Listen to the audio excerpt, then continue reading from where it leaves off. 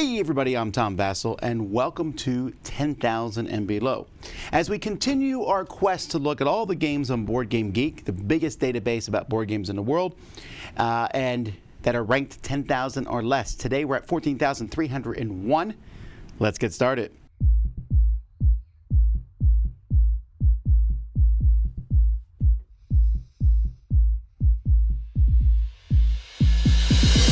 All right, so we always take a look at the first one here, which is Djam with a D.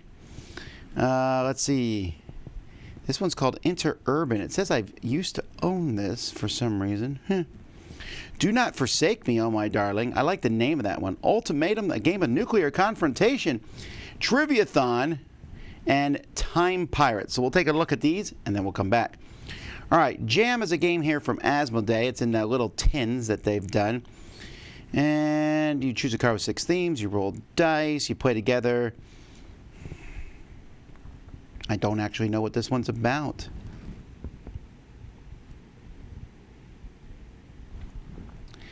Looks like you're rolling dice and then trying to match categories. Okay. Interurban, this is a winsome game. Oh, that's what it is. So this actually may be reprinted at some point, since a lot of the older Winsome games are being reprinted by Rio Grande and or Capstone Games. This one's designed by Michael Schacht. Wonder why it's ranked so low. I mean, probably because Winsome Games did it.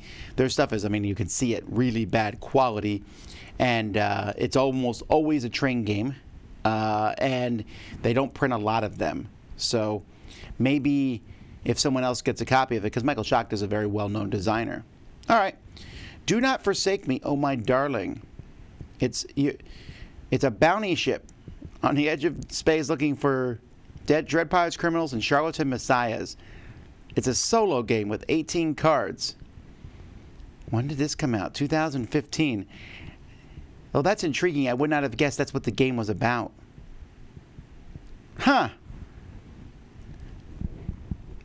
Everything about it sounds intriguing. I wonder if this ever got published. All right, Ultimatum, a game of nuclear confrontation, is from 1979. One person is the Soviet Union, another person is the United States, and you are playing the Hot War, I guess, which came after the Cold War. So it looks like your typical Euro game. I see that there's war game, sorry, not Euro game. The USA and the USSR back to back there.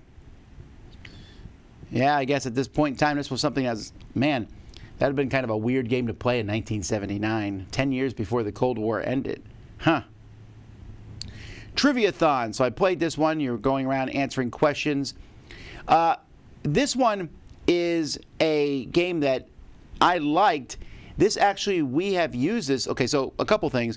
The people who made this game won the money to make this game by winning a Doritos commercial challenge. I remember that. And then the game itself has these questions where you go around and they're there, and Jay Leno, they're there with the Dorito thing. And it will ask you, it will give you a bunch of answers, and then you pick one of them, and the number that matches the answer is how many points you get.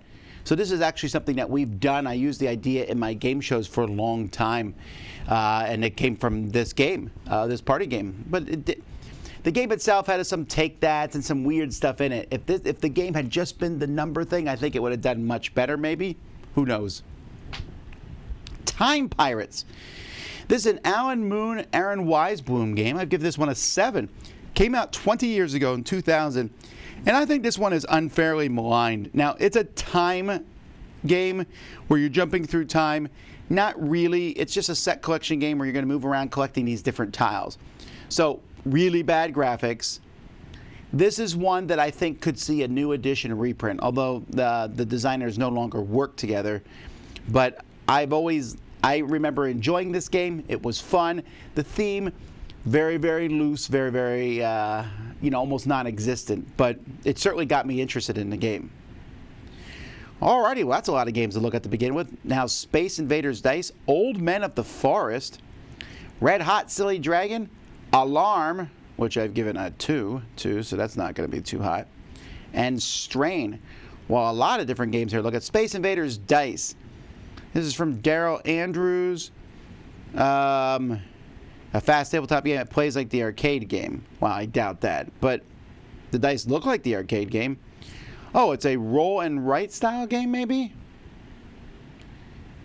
Huh. I have not heard too much about this one in particular. It came out 2017. It got a lot of response, but let's look at the ratings chart here. On the side. Mostly 6s, so I'm guessing people just thought it was okay. Old Men of the Forest. Oh, these are about orangutans. You are trying to rescue orangutans. I like that concept. But if you waste resources, you'll be punished at the end of the game. This is a Martin Wallace game from Tree Frog. Martin Wallace started a company called War Frog Games, but then they weren't all war games, so then they changed the name to Tree Frog. This is not one that I've heard of. I like the name of it a lot. Came out in 2011. Obviously not one of his more well-known games. But the theme is cool about rescuing orangutans. I like the artwork. Red Hot Silly Dragons. This is from Tilsit. And you have expert treasure hunters. And you were trying to get close to a dragon. And you choose an adventurer that you can send in. I've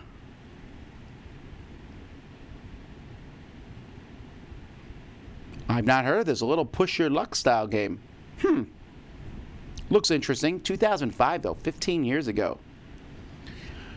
Alrighty, Alarm. You play a burglar. Each turn you deal a card to people. This came out in 2013. And the person who doesn't get caught by the police wins. I reviewed it 5 years ago, and I hated it, apparently. And honestly, I can't remember anything about it. But it must have been pretty bad for me to have given it such a low rating. Strain. A game of competitive bioengineering by 3 to 7 players. Who's the publisher here? Hungry Robot. This came out in 2011. Looks like you're putting cards down in a grid. I do not like the graphic design, unfortunately, at all, or the art. The idea sounds interesting, but again, it's ranked very, very low. Alrighty. Well, man, I'm seeing a lot of games here I've never heard of before. Tiki Mountain. That one has 219 ratings. Oh, this game's called Peeper. I gotta look at that. Look at that. Alright. Silent but Deadly Night. And Star Wars, the interactive video board game from 1996. And then Wealth of Nations from 1975. All right, Tiki Mountain. This is from Slugfest Games. Slugfest Games is best known for Red Dragon Inn. So here you want to be the first person to sacrifice yourself to the volcano island and save your island from destruction. Well, I'm assuming this is a very, very light game. Almost looks like a roll and move game. It's got to be super light game. That's probably why it's ranked so low. Board Game Geek doesn't necessarily very kind to them. 2007, though. All right. Peeper. This is one game of the month. It's for visually handicapped people. It increases the concept of numbers and perception with 4 kinds of number tiles. I really like these tiles and how they look. Man, I would play this just based on these components. They look really well done. So why? Oh, there's just very few comments on it because very few people have played it. It's a climbing game. Okay, so like Tichu and things like that. Of course, most people said it's fine. It's a light climbing game. It's not as complex as Tichu, but along the lines of Lexio and Gang of Four. It actually looks like Lexio a lot. Not bad. This would be a fun one, I think, if you came across. You'd be like, ooh, something neat to own. Silent but Deadly Night.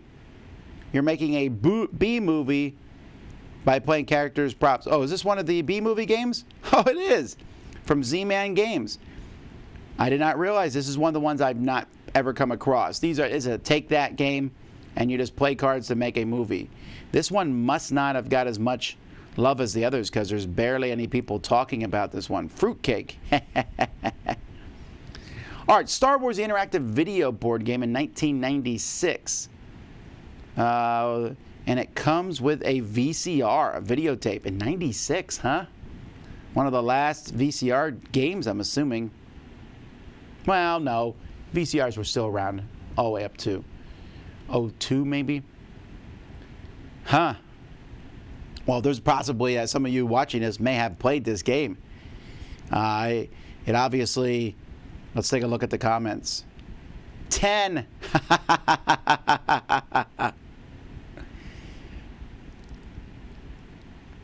I'm a fan. What can I say? One of the best VCR games of all time. A fiddly board game. Needs sleeves. A quirky. The game suffers from shallow gameplay and limited replayability. Huh. That's interesting, though. Who's the company? Parker Brothers made this. It's interesting that it has original music, video clips, and the ending sequence. There's the original Death Star blowing up Alderaan. This looks neat. Again, this looks like the kind of thing you're like, whoa, I was in college at the time when this came out. If I had seen this in the store, I would have been really tempted to get it. Huh. There's a lot of R2-D2s on that picture. All right, Wealth of Nations from 1975. So this is 44 years old. This is obviously a economic game, or it better be an economic game. Power. This one, did this come out in English? You're running around the world to acquire exploitation rights to various raw materials. Victories by elimination. It doesn't sound like the kind of game people be interested in now, but that's like a relic of the time. All right, let's continue on here. So we just saw Wealth of Nations. So moving down, Skittles here has 99 rankings. Pints of Blood. We'll talk about that one. I remember that game. Finders Keepers. Phew! I gotta look at that one just because of the name. Then jumping down here to a game called Mafia, which has 261 rankings. All right, so Skittles. So Skittles is a game in which you are basically spinning a top and things through this area with pins and trying to knock them down. That's basically it. It's a good convention game or a tabletop game. I've played it maybe once. I don't know if I know all the rules properly, but I like the concept a lot.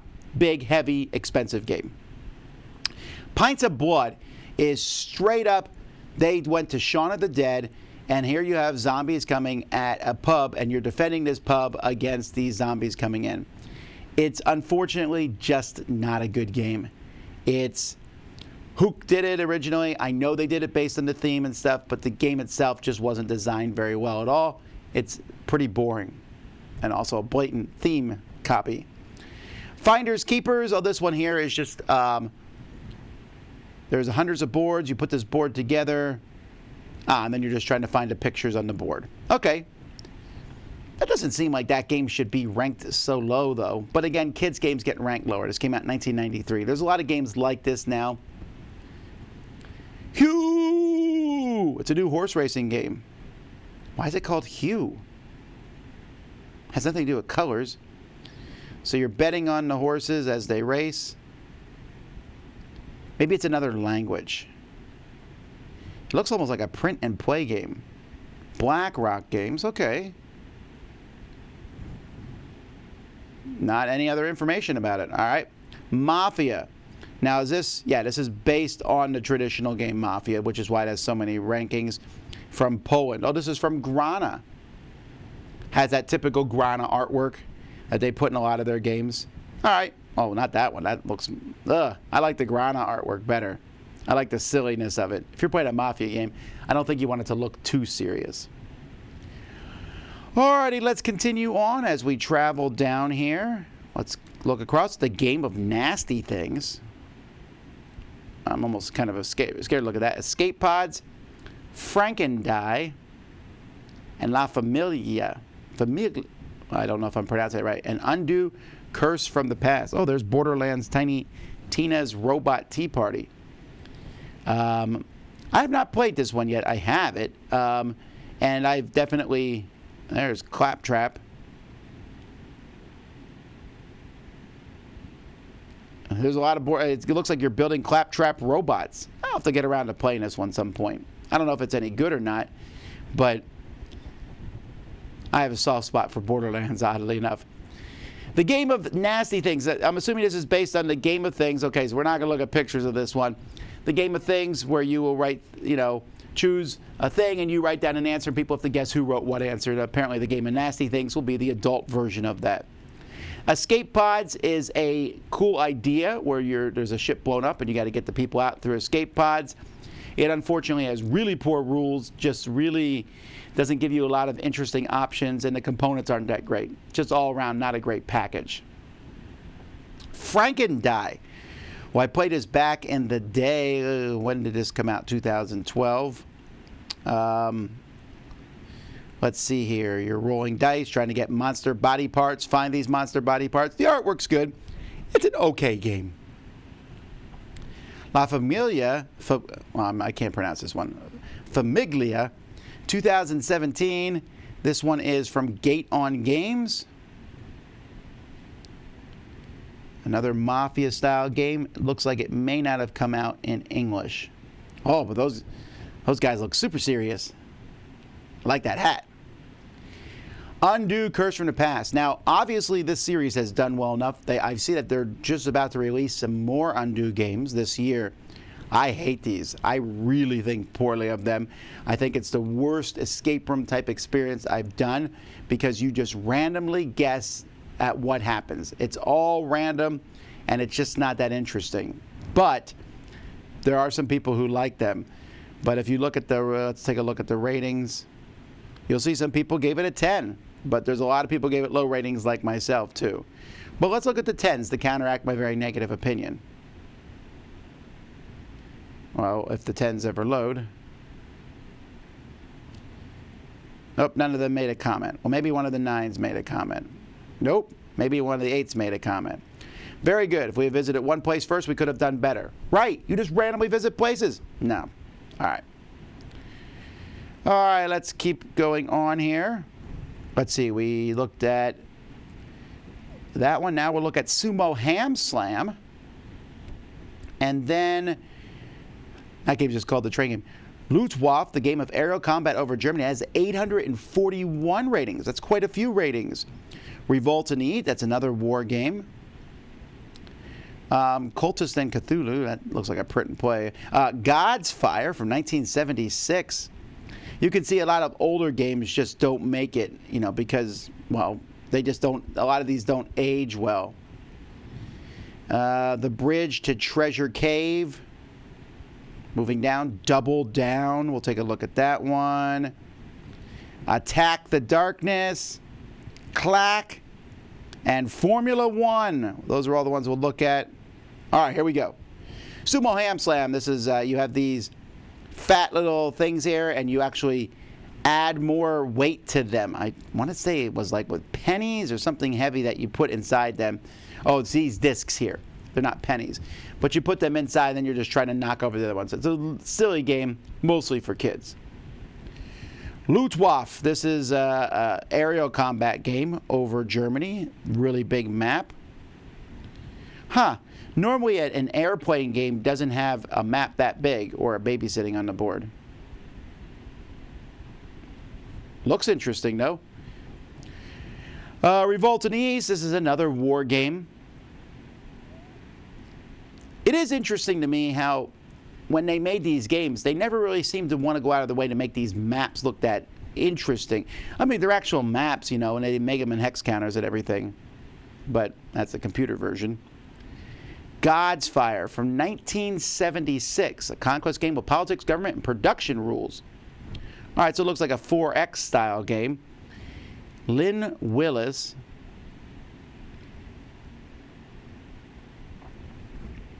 So it's an old-time 4X style game. 1,008 counters. That's fascinating to me that these games came out with so many counters. That I remember back in the day when I would see, that's making my eyes cross. Back in the day when I would see these, I would think that was amazing. That blew my mind that there were games that with that many pieces. All right, Exalted War for the Throne. This came out in 2007 from White Wolf Entertainment. Has some plastic pieces and dice. The whole thing looks sort of interesting. Like a Risk style game or an area control game. Strategy board game set in the world of Exalted. Okay.